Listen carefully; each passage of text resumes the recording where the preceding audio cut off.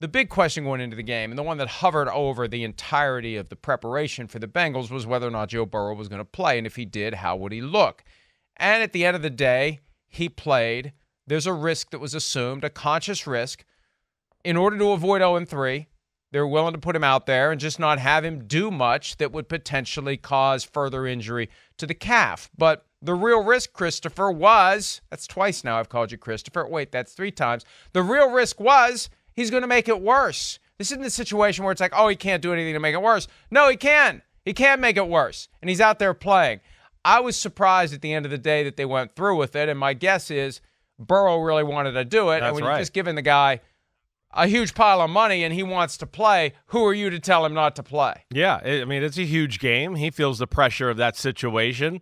He does. As a competitor, of course you do. And of course, he's pretty aware of the backup quarterback situation that's kind of underwhelming there in Cincinnati as well. So there's a lot of things I think that play into that. And then, yes, being a MVP candidate, being on a team that's supposed to be a legit Super Bowl contender, and the fact of the pressure of, oh, my gosh, we could start 0-3. And, man, that's going to be a big mountain to climb back up of. So, yeah, it's what you talk about all the time. It's guys, they want to play. That pressure is used against them and usually by themselves, just in the fact that they want to compete and be great and whatever else. So, hey, that's where you start. You're just happy that he didn't get hurt again, re-injure it, right? I'm sure it's going to be sore a little today. He's not totally normal. You could tell by that. He was reluctant to move. You could tell he was even reluctant to push off that leg sometimes real aggressively, even to throw a ball and put a little extra mustard or oomph on it. So this is something he's going to have to manage, I mean, really, for the, I don't want to say the short-term future. It's probably going to be the next 4, 5, 6 weeks. We're going to see stuff like this on his leg when he's off the field and the sideline. And just, good for football and good for all of us that he stayed healthy and, hopefully they could keep it going. But see, that's the challenge. It can only heal so much between games, no matter what you do between games, and it's going to limit his practice time. It's going to limit the offense. Yep. It's going to make them not more predictable per se. It's just less that Joe Burrow can do. So what will defenses do now? They're not going to be worried about Joe Burrow moving out of the pocket or running the ball, so you can deploy your 11 defenders in a way that takes into account this guy's not going to try to do anything like what we would see from Patrick Mahomes or Josh Allen. And from time to time, we see just like that nifty little sudden quick movement, burst to the left, burst to the right, run if the lane's there. He's a slippery SOB, as I like to say. Right, yeah. You don't have to worry about that now. He's not slippery. Right. He's not slippery because he could slip and slide right into a serious calf injury if he pushes it too far. How much can it heal? How much will it heal? Especially when you got now a short turnaround for their game against the Titans this weekend. Let's have a listen to Burrow on balancing that risk of re-injuring, aggravating, making it worse versus avoiding an 0-3 start to the season. Here he is.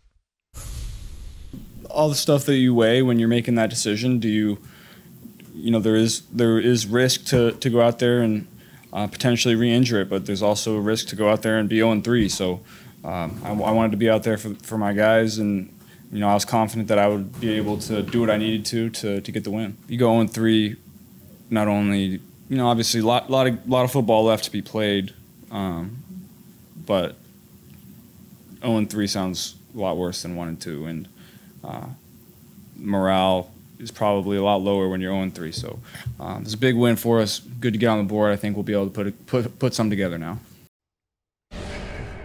You know when morale's lower than 0-3? When you're 1-2 and your quarterback has a ruptured Achilles tendon. That's when morale is lower. And I'm not suggesting that that's one of the risks that Joe Burrow is assuming, but it's all down in that same area. So if you do play and you do make it worse and you're out for several weeks, and even if you somehow win the game, it's a much different vibe. And they ultimately know what they're doing. But, Chris, you've said this time and again, the level of medical expertise for the average NFL team, not what most of us would think it is. And there are some things that happen, decisions that get made that would suggest that maybe this isn't the ideal situation. Maybe this isn't the right decision. Maybe we're not doing the accurate and the thing that's in the best interest of the player long term or the team, frankly. Sometimes you just roll the dice and you go. And I feel like there was an element of that with the Bengals. An element of, we're just going to roll the dice and go and see what happens. And there were a couple of moments where they're like, did he step funny? Did he get kicked? Because he's going to be out there in the fray while he's playing through this thing and trying to make it better. And as Jay Glazer was explaining it on Sunday, he did say it's a serious injury. It's not some minor little thing. Like, he's got a real calf injury that isn't just going to magically disappear. It's going to take time for it to heal, and if he's playing, it's going to take longer. So this is something that's going to hover over the Bengals at least until their bye week, which is coming up after the next 3 games. Yeah. And then after that, it's still going to be a question because re-injury is going to be – I think there's a good chance it's just an all-year thing for the Bengals. Yeah, hopefully you could get to the bye week without re-aggravating it significantly. Get to the bye week, have a week off completely, be careful getting ready for that next game after the bye week, and you could go, well, it's about as close to 100% as you can be here down the stretch. And, like you said, it's tricky injury, so you got to be careful. He referenced it there. Yeah, the 0-3 thing in an NFL locker room, it's real. I mean, that's when you really feel the building stinks when you're 0-2. When you're 0-2, it's like, oh, no, we don't know what winning feels like. We haven't tasted that. And everybody feels the pressure in the building. And you could feel it coming from the coaches in the front office. And as a player, you feel their pressure, and it makes everything more intense. So he was very aware of that, as he said there. And then on top of that, I think we're talking about, hey, it's the AFC. Hey, Cleveland's pretty real. We lost to them. Hey, Baltimore, we know they're going to be good and in this in the end. We lost to them too. So I think there's the fear of falling too far behind, and they'd like to, I think, play one of these AFC Championship games at home and have Kansas City or somebody else come visit them one time. So I think all of that played into what we saw last night. And of course, it wasn't pretty.